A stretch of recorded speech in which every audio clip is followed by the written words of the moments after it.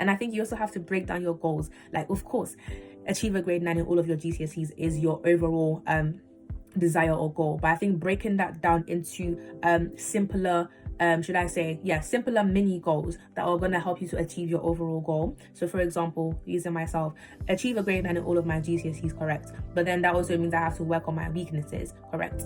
All my weaknesses: English literature and let's say history and Spanish. Okay, that's another mini goal, and you have to keep breaking it down until you get to like the most basic goal that you can think of, but one that you know is so easy for you to execute. And so I would say, for example, one of the easiest ones would be complete 30 minutes of English literature revision every day for 2 weeks. I would say that that is my base goal. That is when I've brought everything down to the simplest level. Does that kind of make sense? I feel like I'm saying a lot, but hopefully it is making sense. So overall, get a grade 9 in all of my GCSEs. Weakest subject is English literature, so that's going to require my time. The next goal might be, okay, revise English literature consistently. Then I have to be practical and I have to use SMART goals with that. 30 minutes time every day. How long? For 2 weeks. And then reflect on any improvements that I have made or not made after the 2 weeks, and then create another plan based off of that. You following me?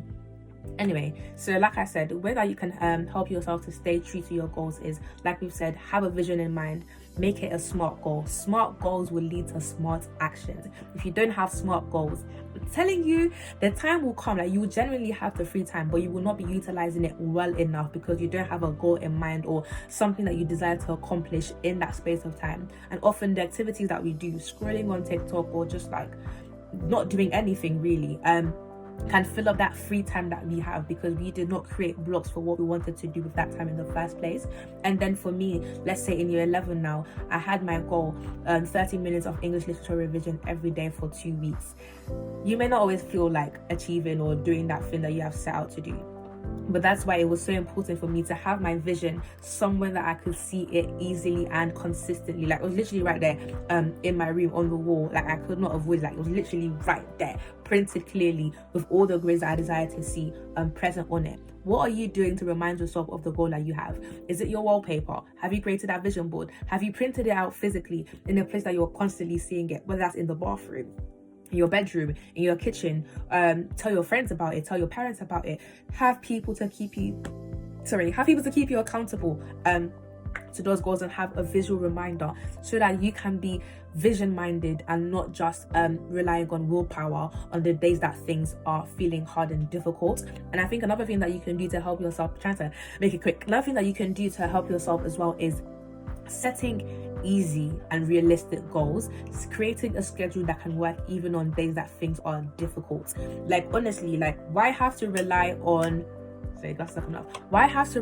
willpower when you can create easy, frictionless plans? When I say frictionless, like it should not take you too much effort to actually do that thing. Why not create a schedule like that instead of coming and having to rely on willpower? I'm going to give you an explanation or an example of what I mean by that. So let's say for me, A-levels now, I want to revise A-level biology, and I make that my goal, and I say revise A-level biology, and then I come to like my free time. Let's say I'm free from 6:30 till 8 p.m. today, and I come to my free time and, I've written my goal that, I want to revise A-level biology, but then I'm just not feeling like revising A-level biology at the moment.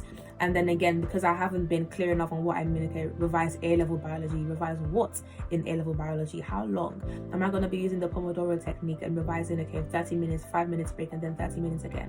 Have I identified what topic I want to revise? Have I identified what revision resource I want to use? Because I think sometimes when we have a more clear idea of what we want to do with our time, it helps our brain and our mind to actually want to do it, or it encourages us to do the thing in the first place. So if I've written go over the cell structure from topic 1 for 30 minutes, and then give yourself a 5-minute reward where you can text your friends, and then resume revision for another 25 minutes, and then have a long lasting 10-20 minutes break, I think I'll feel a lot more inclined to actually do the second option than just revise A-level biology, because I'm thinking, okay, what am I going to revise? How am I going to revise?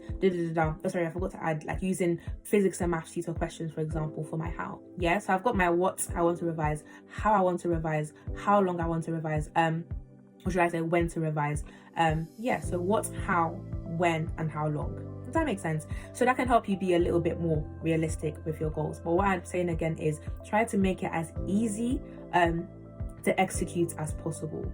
Don't make it even more difficult for yourself, because that is when you have to be relying on willpower. If you try to make it some overly complicated thing and you set it at a time that you know that you are normally tired, or at a time that you know you're a bit overwhelmed, like let's say you know that you normally don't work very well in the afternoon after school, then why are you trying to revise at that time after school? When you know that, okay, let's say you're having a very busy day that day, you've had like 2 clubs that you've had to attend, you've got all these chores that you want to do, and then you're like, okay, yeah, revise chemistry on that day. Like, what are you doing? Actually sit down and look at your timetable, like your schedule. If you don't have one, I definitely suggest that you create one. Notion is a great app to use to do that. Google Calendar, or even like if you have the Apple Calendar as well, is a great place for you to write down all the must meetings that you have to attend, or the thing that you know you must do each week, and then you can see, okay, the free time that you actually have. Try to include time as well for homework. We don't need attention, so we're trying to revise.